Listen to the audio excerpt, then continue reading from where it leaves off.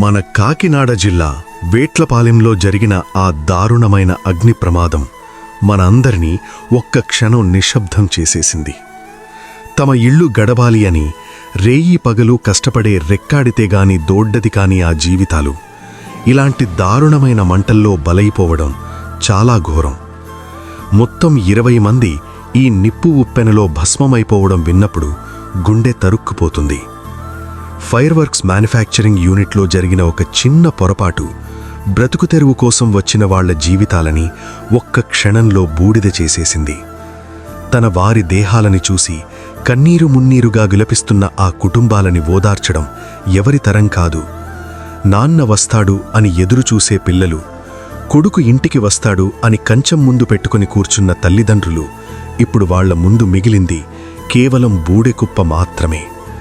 ఈ అకలిమంటల్లో కలిసిపోయిన ఆ నిర్దోషుల ఆత్మలకి శాంతి కలగాలి అని కోరుకోవటం తప్ప మనం ఏమీ చెయ్యలేని నిస్సహాయత.